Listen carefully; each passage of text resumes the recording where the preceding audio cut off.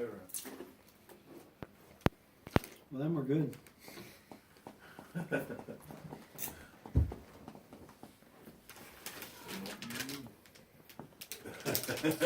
Marshall, I should have bought more. Yeah.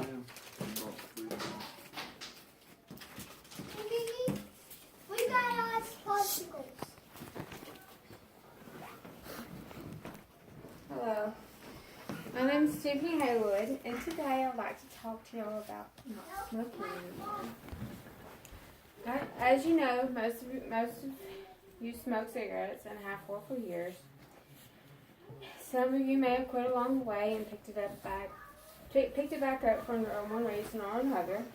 Today I would like to try to persuade one, if not all of you, to quit the addictive habit. No, I'm not going to preach or nag. I would just like to simply give a reason or alternatives to smoking. To begin, I would like the smokers in turn to think of the reasons why you started smoking in the first place. Some of those reasons may be due to stress, peer pressure, or family habit that was just inherited by being around it continuously. Now I want you to think of a valid reason to quit. Even those that don't smoke, do you have a reason not to pick up the habit at all? Of course, everyone has a rhyme or reason to why you do something or not. So we're going to follow up on logic for a moment. Now we have an idea of why we smoke or not. I want you to go through your thoughts of the harm that cigarettes do to your loved ones. Yes, they can cause heart disease, cancer, low birth rate, and other health problems. And of all of these things, are more certain or not to happen to the person that smokes. But what does it do to the loved ones that surround that person? For example, my dear father smoked for many years, and when I was in my early teens, I found out I was allergic to cigarette smoke. And it kept me sick for days at a time. But being the loving father that he is, he quit his habit and moved to dipping tobacco. So now he is only hurting himself instead of others around him. In other words, a person that smokes, whether you're away from that person, the loved one or not, the secondhand smoke still affects those around you and stays on your hands, body, hair, and clothes. That secondhand smoke can increase asthma attacks, bronchitis, coughing or wheezing, ear and lung infections. It can and will make your loved ones sick.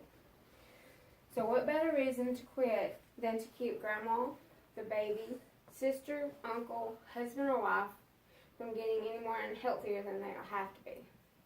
I know you're looking at me and thinking, easier said than done. And this is where I mentioned those alternatives. And I want you to just remember that quitting is mind over matter. And so instead of picking up the cigarette, let's pick up a healthy snack. Carrots, celery, or any vegetable would work. Hard candy and gum can even work, but it's not always the healthiest. Let's take a walk, change gears for a moment, and distract yourself. Pick up the phone, call a supportive and positive person to talk to. Another way to distract yourself is to wear a rubber band around your wrist, like this, and snap your cravings away. The sting of the rubber band will distract you from your craving. The craving will only last a few minutes, and then you can move on to the next. Yeah, I know you're looking at me and saying, like, I have no idea what I'm talking about, but you don't know until you try to keep the habit, so don't knock it until you try. To continue, I could bore you with a bunch of health risks and tons of alternatives to help you try to quit, but I'll go back to the reasons why. The first and most important reason to quit any bad habit is for yourself. Quitting for a loved one is amazing, but deep down, are you quitting for a certain person or are you quitting for yourself? You have to want to for both, or the process will continue to cycle. Wanting to live a long and healthy life should be enough, but the nicotine in that cigarette can rule your life and leave you wanting more and more. Again, do it for you.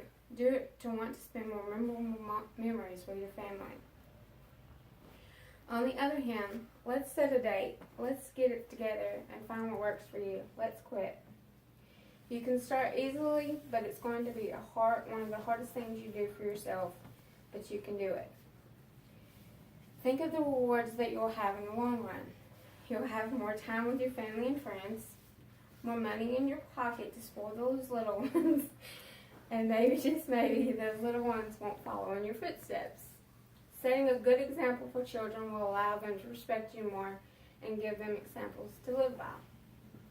However, if in fact you do decide to quit, let me let you in on something. Within 20 minutes of quitting, your blood pressure and your heart rate will decrease. After 12 hours, your carbon monoxide levels in your blood will come back to normal. Lung function increases within 3 months. And when making it to 9 months, coughing and shortness of breath will decrease. After that long, rewarding year, heart disease decreases, and after 5 years, any related cancer risks are cut in half. It's always better to quit sooner than later, but those that decide at an older age still have rewarding pleasures of living a lot longer than someone that continued to smoke. So to conclude, I hope I have gave some of you some valuable information. If not, I've at least made you think or consider quitting smoking. It will be hard, but if you can make your mind up to do it, find alternatives that work for you, surround yourself with supportive and positive people, take yourself out of situations that trigger those cravings, you can succeed. Think positive and never give up on something that's important to you. Anybody have any questions?